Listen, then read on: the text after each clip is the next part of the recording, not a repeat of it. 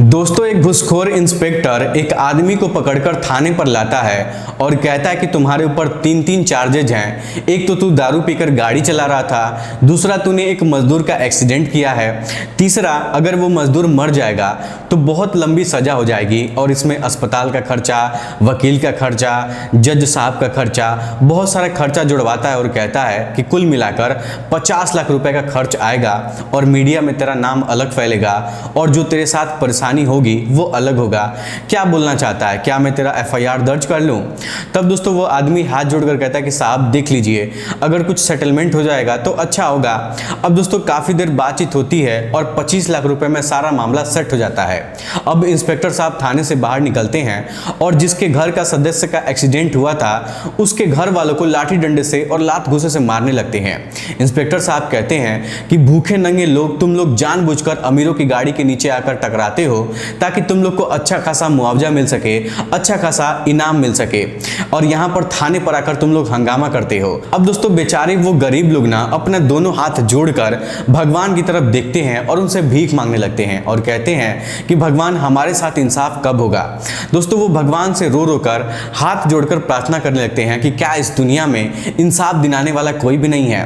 तभी दोस्तों सायरन बजते हुए एक गाड़ी वहां पर आती है और उस गाड़ी से उतरते हैं एसीपी शिंदे साहब। दोस्तों एसीपी शिंदे साहब को देखते ही ना इंस्पेक्टर जो कालीचरण था उसका हवा टाइट हो जाता है, उसके पैरों के नीचे से जमीन खिसक जाती है।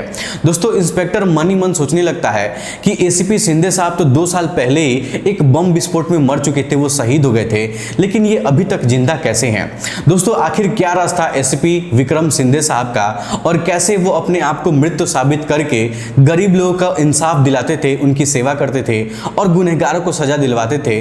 दोस्तों ये बहुत ही रहस्यमयी कहानी है, आइए जानते हैं पूरी कहानी इस वीडियो में। लेकिन दोस्तों वीडियो में आगे बढ़ने से पहले वही आप लोग छोटा सा रिक्वेस्ट है कि अगर आप लोग हमारे चैनल पर पहली बार हैं तो चैनल को सब्सक्राइब कर लीजिए, वीडियो को लाइक कर दीजिए ताकि जो मेरा हौसला है वो और भी ज्यादा बढ़ता रहे और भी ज्यादा इंटरेस्टिंग कहानियां ऐसे ही मैं रोज रोज आप लोग को सुनाता रहूं। दोस्तों इस कहानी की शुरुआत यहां से नहीं होती है बल्कि सरदार वल्लभ भाई पटेल एकेडमी से शुरू होती है।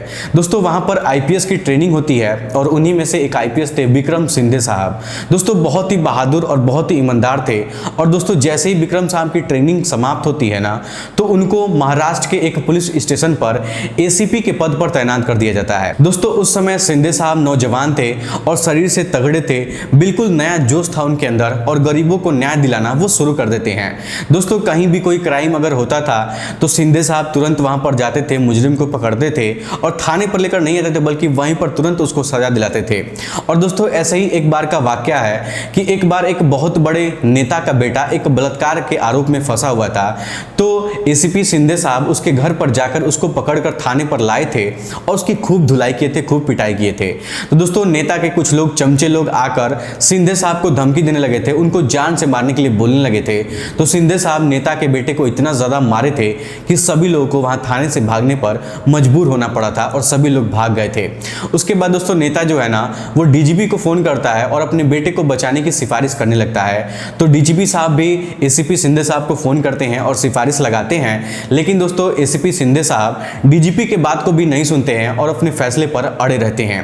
अब दोस्तों नेता जब चारों तरफ से अपनी सोर्स पानी लगाकर देख लेता है और शिंदे साहब किसी की बात को नहीं सुनते हैं तो दोस्तों नेता खुद चलकर थाने पर आता है और एसीपी शिंदे साहब को और उनके परिवार को जान से मारने की धमकी देने लगता है और कहता है कि अगर तुम मेरे बेटे को नहीं छोड़ोगे तो मैं तुम्हारे बेटे को और तुम्हारी बेटी को, तुम्हारी बीवी को, तुम्हारे माता पिता को मार डालूंगा। तब दोस्तों एसीपी शिंदे साहब कहते हैं कि तुमको जो उखाड़ना है तुम उखाड़ लो, लेकिन मैं तुम्हारे बेटे को नहीं छोड़ूंगा। ये किसी लड़की का जिंदगी बर्बाद किया है तो मैं इसकी भी जिंदगी बर्बाद करके छोड़ूंगा। दोस्तों उसी थाने में ना एक रमेश कांस्टेबल था जो कि एसीपी साहब के बहुत करीब था, एसीपी साहब को बहुत लाइक करता था क्योंकि दोस्तों उनके काम करने का जो तरीका था और गरीबों की मदद करने का जो तरीका था वो रमेश को बहुत ज्यादा पसंद आता था और इसी बात पर, इसी अदा पर रमेश उनके ऊपर फिदा रहता था। और दोस्तों इसीलिए इसीलिए एसीपी शिंदे साहब को वो बहुत मानता भी था और हमेशा उनके साथ रहता था, क्योंकि दोस्तों रमेश भी एक ईमानदार पुलिस वाला कांस्टेबल था, पुलिस वाला था। तभी दोस्तों एसीपी शिंदे साहब के मोबाइल पर अचानक एक फ़ोन आता है और उधर से एक व्यक्ति कहता है कि साहब मुझे लग रहा है कि आपके माता पिता और आपकी बीवी बच्चों को कोई गोली मार दिया है और शायद उनकी हत्या हो गई है। अब दोस्तों इस बात को सुनकर जो एसीपी शिंदे साहब थे ना, वो बहुत ज़्यादा घबरा जाते हैं और दोस्तों जल्दी से अपनी सरकारी गाड़ी निकालते हैं और अपने घर की तरफ रवाना हो जाते हैं। दोस्तों एसपी शिंदे साहब जब अपने घर पहुंचते हैं तो देखते हैं कि उनकी बीबी, उनके बच्चे, उनके माता पिता चारों तरफ इधर उधर बिखरे पड़े हैं और उनकी मृत्यु हो चुकी है। कोई उनको जान से मारकर वहां पर चला गया है। दोस्तों एसीपी शिंदे साहब को समझने में देर नहीं लगती है कि उनके परिवार को कौन लोग मारे हैं और कौन मार सकता है।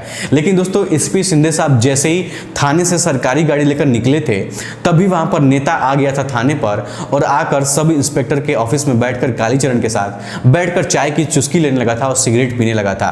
दोस्तों नेता सब इंस्पेक्टर से कहता है कि एसीपी साहब के परिवार वाले तो चले गए, अब उनकी बारी है, उसके सरकारी गाड़ी में मैं बम लगा दिया हूं, कुछ देर बाद वो भी इस दुनिया से चले जाएंगे, वो भी शहीद हो जाएंगे। अब दोस्तों ये बात रमेश कांस्टेबल जो होता है ना, वो सुन लेता है और तुरंत थाने से बाहर निकलता है और एसीपी साहब को फोन करके पूरी घटना के बारे में बता देता है कि आपके घर वालों को नेता ही मरवाया है और आपकी गाड़ी में वो बम भी लगवाया है। अब दोस्तों एसपी साहब सोचने लगते हैं कि ये लोग मेरे पीछे पड़ गए हैं, मेरे घर वालों को मरवा ही दिए, मुझे भी नहीं छोड़ेंगे, मुझे भी जिंदा नहीं छोड़ेंगे, इसीलिए मुझे मरना ही पड़ेगा। अब दोस्तों एसपी साहब अपनी सरकारी गाड़ी को एक पहाड़ी की खाई में लगा देते हैं और वहां से गायब हो जाते हैं। दोस्तों एसपी साहब एक ऐसी प्लानिंग बनाते हैं, एक ऐसा प्लान करते हैं, एक ऐसा जाल बिछाते हैं जिसमें एक एक करके ना सारे अपराधी फंसते चले जाते हैं। दोस्तों उनकी सरकारी जो गाड़ी थी ना, वो बम से ब्लास्ट हो जाती है तो हर जगह न्यूज मीडिया में चलने लगता है कि शिंदे साहब शहीद हो गए हैं, उनकी गाड़ी में बम लगा था और गाड़ी के साथ साथ वो भी इस दुनिया के छोड़कर चले गए हैं, वो भी ब्लास्ट हो गए हैं। इस तरीके की बात जो है वो न्यूज मीडिया में फैलने लगती है। दोस्तों जो अपराधी लोग थे ना, वो लोग इस न्यूज से तो बहुत खुश हो जाते हैं, लेकिन जो ईमानदार लोग थे, जो ईमानदार पुलिस वाले थे, वो लोग एसीपी साहब के मरने के बाद बहुत ज़्यादा दुखी हो जाते हैं। अब दोस्तों यहाँ से एसीपी विक्रम शिंदे साहब के गुमनामी का जो सफर है वो शुरू हो जाता है, क्योंकि उनका जो वफादार मित्र था, उनका जो कांस्टेबल था रमेश कांस्टेबल, वो थाने से हर सारी जानकारी को विक्रम शिंदे साहब को फोन करके बता दिया करता था और विक्रम साहब एक्शन लिया करते थे। तभी दोस्तों एक दिन एक बिल्डर, जो लोग बड़ी बड़ी बिल्डिंग बनाते हैं, जो लोग होते हैं, वो थाने पर आता है और सब इंस्पेक्टर जो कालीचरण होता है उससे कहता है कि जहां पर हमारा मल्टी कॉम्प्लेक्स बन रहा है वहां पर एक बिल्डिंग गिर गई है और 10 मजदूर गिरकर मर गए हैं, इस केस को यहीं पर रफा दफा कर दो, मैं तुम्हारे पास 50,000 रुपए भिजवा दूंगा। लेकिन ये बात न्यूज मीडिया के द्वारा खबर में नहीं आनी चाहिए, किसी को पता नहीं चलना चाहिए। अब दोस्तों इस तरीके से वो बिल्डर जहां बिल्डिंग गिरी थी वहां पर मजदूरों को देखने के लिए चला जाता है, तो वहां पर मजदूरों की मौत हो चुकी थी और जब वहां पर पहुंचता है तो वो देखता है कि सभी मजदूर इकट्ठा होकर हड़ताल किए थे। तभी दोस्तों बिल्डर ठेकेदार को अपने पास बुलाता है और कहता है कि ये सभी मजदूर को पैसा दो, ये पैसे के भूखे होते हैं, इनके मुंह पर पैसा फेंको और जो लोग मरे हैं उनके बॉडी को जल्दी से जल्दी दफनाओ, इस मामले को यहीं पर रफा दफा करो। दोस्तों वो बिल्डर कहता है कि ये मजदूर लोग कीड़े मकोड़े होते हैं और मरने के लिए तो ये लोग पैदा होते हैं, इन लोगों को कुछ पैसे का लालच दो और मामला को रफा दफा करो। अब दोस्तों जो बिल्डर था वो ठेकेदार को 10 लाख रुपए दे देता है और कहता है कि सब में थोड़ा थोड़ा पैसा बांट देना और इनके बॉडी को जल्दी से दफना देना। अब दोस्तों ठेकेदार गरीब मजदूर लोगों को थोड़ा थोड़ा पैसा देकर उनको मना लेता है और बाकी का जो पैसा बचता है वो अपने पास रख लेता है और दोस्तों इस तरीके से उनके बॉडी का क्रियाक्रम हो जाता है और फिर से कंस्ट्रक्शन का काम शुरू हो जाता है। तभी दोस्तों रमेश कांस्टेबल इस पूरी घटना की जानकारी विक्रम शिंदे साहब को बता देता है। तो दोस्तों विक्रम शिंदे साहब रात के 12 बजे के आसपास उस कंस्ट्रक्शन लोकेशन पर पहुंच जाते हैं जहां पर उन गरीब मजदूरों की मौत हुई थी और दोस्तों ठेकेदार को वहीं पर वो मारकर उसी बिल्डिंग से रस्सी में बांधकर लटका देते हैं और उसके सामने उसके चमचे से बिल्डर को फोन करवाते हैं और कहते हैं कि उससे बिल्डर से बोलो कि तुम्हारे ठेकेदार का मौत हो गया है और उसकी बॉडी यहाँ बिल्डिंग पर लटक रही है, बिल्डिंग पे आपको आना पड़ेगा। अब दोस्तों जब बिल्डर ये बात सुनता है ना कि उसके ठेकेदार का मौत हो गया है, तो जल्दीबाजी में वो भागते हुए अपने कंस्ट्रक्शन साइट पर आता है तो देखता है कि ठेकेदार बिल्डिंग से लटका हुआ है और बगल में एसीपी विक्रम साहब बैठकर सिगरेट पी रहे हैं। दोस्तों वो बिल्डर जब शिंदे साहब को अपनी आंखों के सामने देखता है ना तो उसकी नानी मर जाती हैं और वो भूत भूत कहकर चिल्ला चिल्लाकर वहां से भागने लगता है। तभी दोस्तों विक्रम शिंदे साहब अपना पिस्टल निकालते हैं और पीछे से उसको गोली मार देते हैं और फिर उसको भी उसी बिल्डिंग पर लटकाकर रस्सी से बांधकर वहां से गायब हो जाते हैं। अब दोस्तों अगले दिन न्यूज मीडिया के द्वारा हर जगह ये न्यूज में चलने लगी थी कि आखिर हत्यारा कौन है और कौन इस तरीके से लोगों को मार रहा है और कौन है जो इतने बड़े बड़े बिल्डरों का सफाया कर रहा है। तो दोस्तों कुछ लोग, जनता लोग ये भी बोल रहे थे कि अच्छा हुआ जो बिल्डर था वो घुसखोर था, लोगों की जमीन को हड़पा था, वो मर गया, अच्छा ही हुआ। बहुत सारे लोग ऐसी बातें भी कर रहे थे। तभी दोस्तों एक ऐसा हादसा हो जाता है कि 10-12 मजदूर लोग अपना काम करके एक हाईवे से गुजर रहे थे और दोस्तों एक अमीर बाप का लड़का अपनी लग्जरी गाड़ी से तेज रफ्तार में उसी रास्ते से होते हुए जा रहा था। तभी दोस्तों उसकी गाड़ी एक मजदूर के लड़के से टकरा जाती है और वो लड़का बहुत बुरी तरीके से घायल हो जाता है। अब दोस्तों आनंद फानंद में सभी लोग उस लड़के को अस्पताल में लेकर भर्ती करवाते हैं। उसके बाद वहां पर पुलिस वाले आते हैं और दोस्तों वही घुसखोर पुलिस सब इंस्पेक्टर कालीचरण वहां पर आता है और उस लड़के को गिरफ्तार करके अपने थाने पर लेकर जाता है। दोस्तों सब इंस्पेक्टर कालीचरण उस अमीर बाप के लड़के को समझाता है और कहता है कि अगर मैं एफआईआर दर्ज करूंगा तो तुम्हारे ऊपर बहुत लंबी सजा होगी, कम से कम 10-12 साल तक तुमको जेल में रहना पड़ेगा, ऊपर से तुम्हारे माँ बाप को केस भी लड़ना पड़ेगा, कोर्ट कचहरी का चक्कर लगाना पड़ेगा, वकील का खर्चा देना पड़ेगा, जज साहब का पैसा देना पड़ेगा और तो और जिस गरीब आदमी का तुम एक्सीडेंट किए उसको मुआवजा भी देना पड़ेगा और जितने दिन अस्पताल में एडमिट है, जीवित है, उस अस्पताल का खर्चा भी देना पड़ेगा। कुल मिलाकर लगभग मोटा मोटा 50 लाख रुपए का खर्च आएगा। तुम बताओ मैं क्या करूं, तुम्हारे नाम पर एफआईआर दर्ज कर लूं या फिर तुम सेटलमेंट करना चाहते हो, कोई दूसरा रास्ता निकालना चाहते हो। तब दोस्तों वो लड़का हाथ जोड़कर एसीपी कालीचरण से कहता है कि साहब मैं 25 लाख रुपए आपको दूंगा, आप 25 लाख में इस मामले को सेटल करो और यहीं पर सब कुछ रफा दफा करो। अब दोस्तों 25 लाख रुपए में ना ये सारा मामला सेट हो जाता है। तो इंस्पेक्टर कालीचरण रमेश कांस्टेबल को बुलाते हैं और कहते हैं कि एक काम करो, तुम साहब को चाय पिलाओ। अब दोस्तों रमेश कांस्टेबल बाहर जाता है, चाय लेकर आता है और नेताजी के बेटे को बैठाकर वहां पर चाय पिलाता है। उधर दोस्तों थाने के बाहर जिस लड़के का एक्सीडेंट हुआ था उसके परिवार के लोग बहुत हंगामा किए थे, शोर शराबा कर रहे थे। तो कालीचरण अपने केबिन से बाहर निकलता है और दोस्तों एक डंडा उठाता है और गरीब परिवार के लोगों को मारना पीटना शुरू कर देता है और दोस्तों वो इतना ज्यादा मारता है कि उन लोग की हालत खराब हो जाती है। दोस्तों वो इंस्पेक्टर कहता है कि तुम साले गरीब लोग कीड़े मकोड़ों की तरह इधर उधर घूमते रहते हो और अमीरों के गाड़ी के नीचे आकर खुद को दबा देते हो, खुद दब जाते हो ताकि तुमको मोटी रकम मिल जाए, तुमको अच्छा खासा मुआवजा मिल जाए और तुम साले लोग यहाँ से भाग जाओ, नहीं तो अभी तुम लोग को गिरफ्तार करके इस जेल के अंदर डाल दूंगा और जिंदगी भर तुम लोग को सजा काटनी पड़ जाएगी। दोस्तों वो बेचारे गरीब मजदूर लोग ना जोर जोर से रोने लगते हैं और भगवान से विनती करने लगते हैं कि भगवान हमारे साथ आप कब इंसाफ करोगे। दोस्तों वो लोग कहते हैं कि भगवान क्या इस दुनिया में हम लोग की मदद करने वाला कोई नहीं है, सब लोग मर चुके हैं। तभी दोस्तों वहां पर बिजली चमकती है और एक सायरन बजाते हुए एक गाड़ी उस थाने के अंदर आकर खड़ी हो जाती है और दोस्तों उस गाड़ी से कोई और नहीं उतरता है बल्कि वही एसीपी विक्रम शिंदे साहब उतरते हैं। दोस्तों शिंदे साहब को जब कांस्टेबल रमेश देखता है ना तो बहुत ज्यादा खुश हो जाता है। जब शिंदे साहब कालीचरण के ऑफिस में जाते हैं तो दोस्तों कालीचरण शिंदे साहब को अपनी आंखों के सामने देखकर एकदम से हैरान हो जाता है, उसके पैरों के नीचे से जमीन खिसक जाते हैं। दोस्तों इंस्पेक्टर कालीचरण सोचने लगता है कि एसीपी विक्रम शिंदे साहब तो 2 साल पहले ही एक बम विस्फोट में गुजर चुके थे, लेकिन वो जिंदा कैसे हो सकते हैं। तभी दोस्तों एसीपी शिंदे साहब रमेश से कहते हैं कि रमेश थोड़ा मेरे लिए चाय लेकर आना। तो दोस्तों रमेश तुरंत चाय लेकर आता है और शिंदे साहब को चाय लेकर दे देता है। तब शिंदे साहब रमेश से पूछते कि रमेश यहाँ पर क्या हो रहा था, क्या मामला था। तब रमेश कांस्टेबल बताता है कि सर ये अपनी गाड़ी से एक मजदूर के लड़के को मार दिया, एक्सीडेंट कर दिया है और वो अभी अस्पताल में भर्ती है, बचने की हालत में नहीं है। तब दोस्तों शिंदे साहब कहते हैं कि अभी तक इसको लॉकअप में क्यों नहीं डाला गया है। तब दोस्तों रमेश कहता है कि साहब यहाँ पर सेटलमेंट की बात चल रही थी और यहाँ पर उससे बात हो गई है, 25 लाख रुपए में तय हो गया है। तब दोस्तों विक्रम शिंदे साहब रमेश कांस्टेबल से कहते हैं कि तुम एक काम करो, उस लड़के को मेरे पास लेकर आओ। अब दोस्तों रमेश उस नेता के बेटे को ना शिंदे साहब के पास लेकर आता है। तब विक्रम शिंदे साहब उससे कहते हैं कि जो पैसा तुम कालीचरण को देने वाले थे घूस के तौर पर, वो सारा का सारा पैसा तुम कल गरीब परिवार को दे देना और कल तुम दे देना। अगर कल तुम नहीं दोगे तो कल अंजाम तुम्हारा क्या होगा ये तुम खुद ही सोच लेना। उसके बाद दोस्तों एसीपी शिंदे साहब एक डंडा उठाते हैं और कालीचरण इंस्पेक्टर को बुरी तरह से पीटना शुरू कर देते हैं और फिर उसके पैरों में रस्सी बांधकर पंखे से लटका देते हैं और उसकी इतनी पिटाई कर देते हैं कि थाने में उसकी मौत हो जाती है।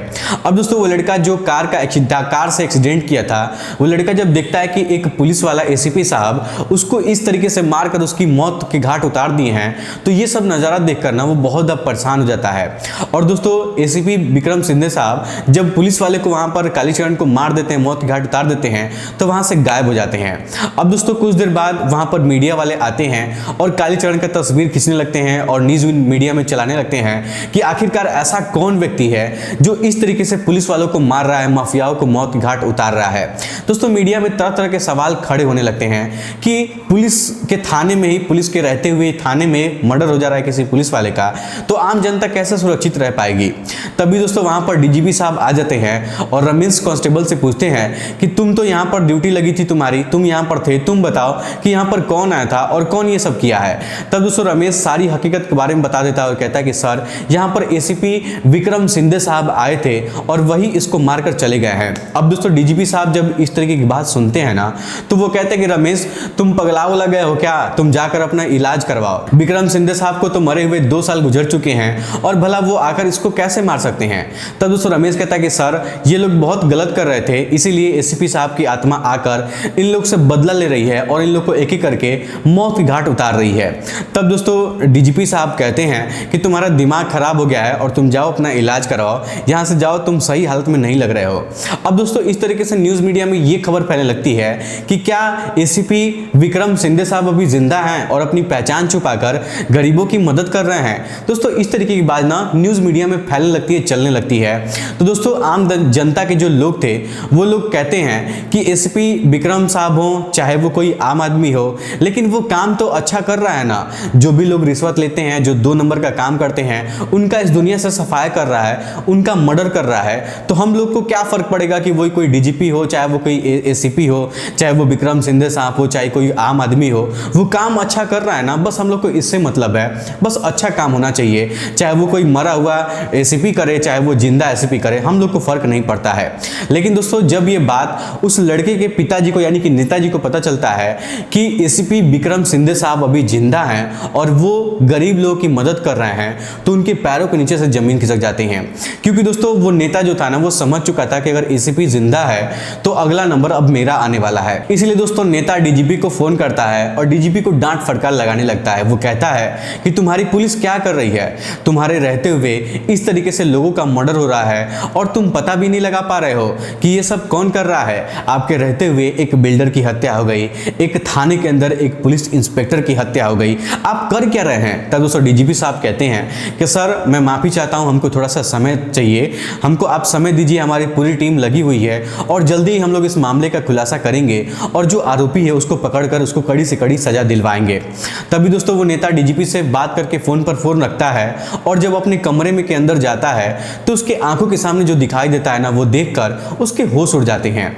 दोस्तों उसके रूम के अंदर ना एसीपी विक्रम सिंधे साहब बैठे हुए थे और सिगरेट पी रहे थे। ये सब देखकर नेता के पैरों तले जमीन खिसक जाती है। नेता कहता है कि तुम तो मर चुके थे, तुम जिंदा कैसे हो सकते हो। तब दोस्तों विक्रम सिंधे साहब कहते हैं कि तुम जैसे लोगों के लिए मुझे मरना ही पड़ेगा, नहीं तो जिंदा रहते हुए तुम लोग सुकून से जीने नहीं दोगे। अगर मैं जिंदा होता तो शायद मैं किसी गरीब इंसान का इस तरीके से मदद नहीं कर पाता, उसको इंसाफ नहीं दिलवा पाता, लेकिन आज मर कर मैं वो काम कर पा रहा हूं जो शायद तुम लोग मुझे जिंदा रहकर नहीं करने देते। दोस्तों विक्रम सिंधे साहब नेता को पकड़ते हैं, उसी तरीके से रस्सी में उसको भी बांधते हैं और फिर पंखे से लटकाते हैं और फिर एक ब्लेड से उसके इस चीज को काट कर उसको एकदम मौत के घाट उतार देते हैं। तो दोस्तों अगले दिन फिर से एक खबर में छपने लगता है कि घुसखोर नेता की मौत हो गई है और इस खबर से जनता भी बहुत ज़्यादा खुश हो जाती है। और दोस्तों इस तरीके से एसीपी विक्रम सिंधे साहब का जो सिलसिला है वो चलता ही रहता है। और दोस्तों उनके जीवन में ना ऐसे बहुत सारी कहानियां हैं, बहुत सारे किस्से हैं। अगर आप लोग उनके जीवन के किस्से कहानियां और भी सुनना चाहते हैं तो हमें कमेंट बॉक्स में बताइएगा, और भी कहानियां आप लोग को मैं सुनाऊंगा। फिलहाल दोस्तों आज की कहानी में इतना ही, आज की वीडियो में से इतना ही। वीडियो पसंद आए तो वीडियो को लाइक, चैनल सब्सक्राइब जरूर करिएगा। आप सभी लोग का बहुत बहुत धन्यवाद। और एसीपी सिंधे साहब के बारे में 2 शब्द आप लोग कमेंट बॉक्स में जरूर बताइएगा।